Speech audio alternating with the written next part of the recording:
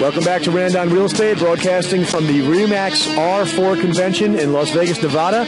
We're here, yeah, right, we got an audience. We're here at a gathering, a global gathering of the world's leading real estate company. And the reason why I'm here, if you listen to this show, you know we're all about teaching people how to create wealth in real estate, and we're all about looking at the national marketplace of U.S. housing as a marketplace where there's different cities, different towns, every single one of them is different, everyone has different fundamentals, and there's no way in the world to really know what's going on the ground unless you have people that actually know what's going on the ground. So we're interviewing folks from all around the country who are leading real estate experts in their little pieces of dirt. And we're really proud right now to have Bruce Benham, who's the Senior Vice President of Brokerage Operations for RE/MAX International. How you doing, Bruce? I'm doing good, Greg. How are you? Terrific. Thanks for coming on. Well, thanks for the opportunity. So you run real estate brokerage companies in which markets again? In the Portland metro area. Okay. RE/MAX Equity Group is a brokerage that we own. Up in the Seattle area is RE/MAX Northwest Realtors. Okay. And then in Maryland and Virginia is RE/MAX 100. Okay, so you've got Portland, Seattle, and Maryland. That's right. All right, and what I love about that is that, you know, we talk a lot here on this show about how stupid the media is when they talk about housing. In fact, I have a segment on the show every time I do the show. I do a segment called "Smart People Saying Dopey Things About Real Estate," and I play clips of people in the media saying the dopiest things about the housing market. But usually they're focused on the places that are hardest hit. So, you know, our hearts go out to the people in Las Vegas and South Florida and Arizona, parts of California where there's a massive foreclosure problem going on, and it really has dragged their home prices down to like lower than where they were in the beginning of the last decade, you know, Absolutely. 2000, 2001 levels. So a lot of people lost their shirts, and it's a sad situation. But there's a lot of people out there that didn't, and there are a lot of markets out there that have not just survived this recession, but done darn well, and you represent three of them. Right. Because all three of your markets, and like we talked about Portland, and the audience can't see what you and I are looking at right now because it's radio, obviously, but I'll describe, you know, what we're looking at. We see a 10-year housing chart. Home prices started 10 years ago at about $150,000, median sale price for a single-family home. It peaked at about $280,000, and now it's quote-unquote crashed down to about $240,000. All right, so if you bought real estate 10 years ago at $150,000, it's worth almost $100,000 more now after the dreaded credit housing collapse, crisis, meltdown, et cetera, which, of course, is a correction, not a meltdown. But what I want to know is what's happening up there. You know, the drivers of real estate demand are population growth, migration, people that are moving there, job growth, things like that. So give me some boots on the ground information on what's happening in Portland. Okay, I'd love to. All right. First of all, Portland, the Pacific Northwest, if you will, kind of was delayed in the recession for when it started. Okay. By almost a year. Okay. Now, when it did, and it was going gangbusters until it happened, then it hit a wall, and then the recession started. And I believe it was a year later, probably about 2008.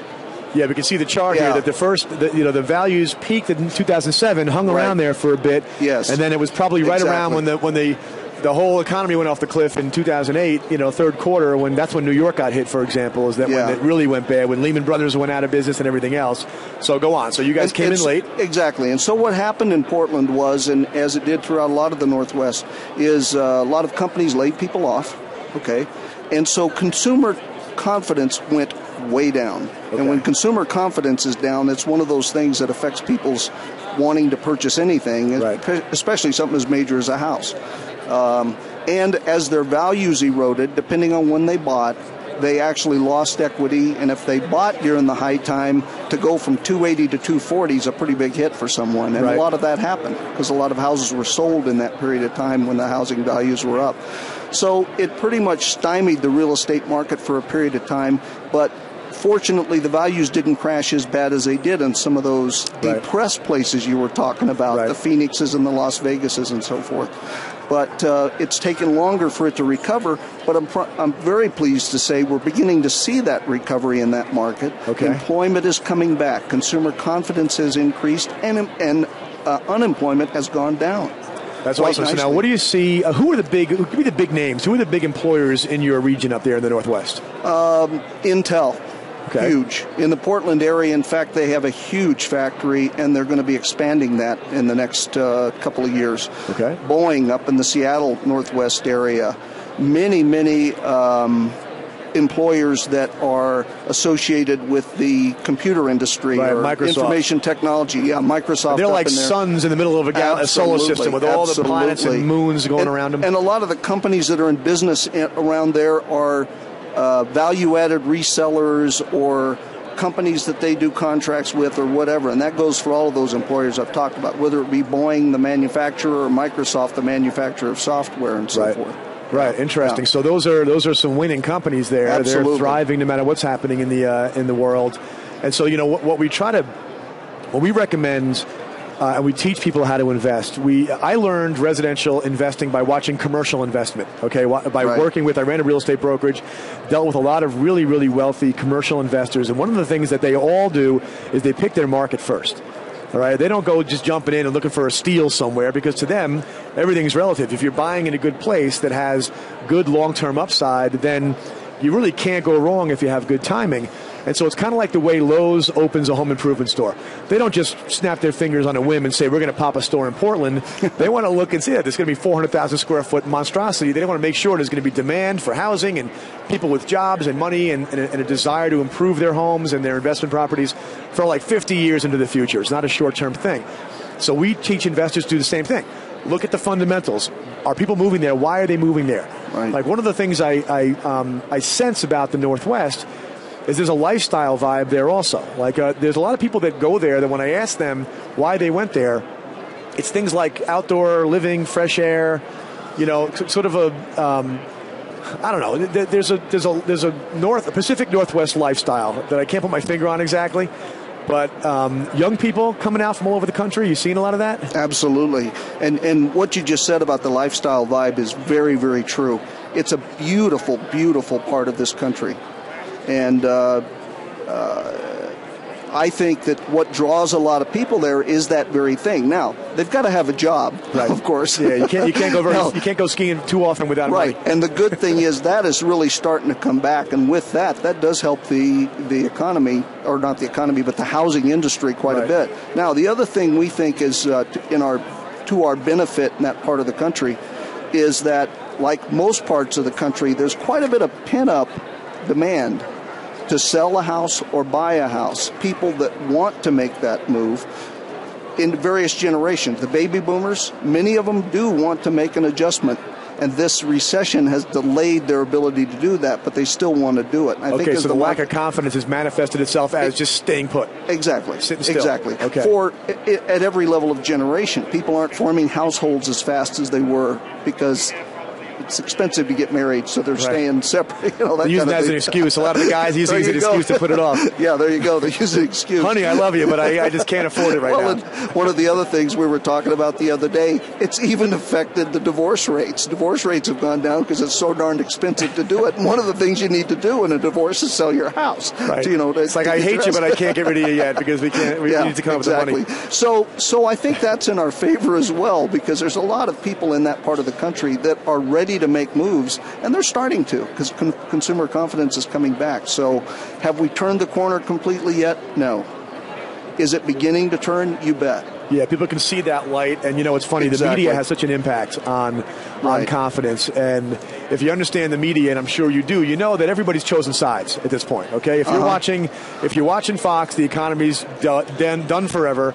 If you're watching NBC, it's happy days are here again. Just like if you go back 4 years, NBC was telling you the world's coming to an end, and Fox was saying everything's going to be all right, right? So, but the good news is a big swath of the media right now is really cheering the economy on, and they had an impact on driving this recession deeper, in my opinion, when they were trying to turn the presidency over last time, and now they're trying. The bigger part of the media is trying to cheer the economy on, and that matters.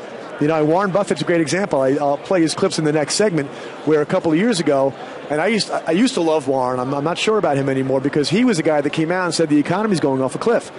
And I don't think he realizes how much power he's got. He says something like that, and a lot of people got freaked out. And I got audio of him about a year later saying he doesn't understand why people won't get confident.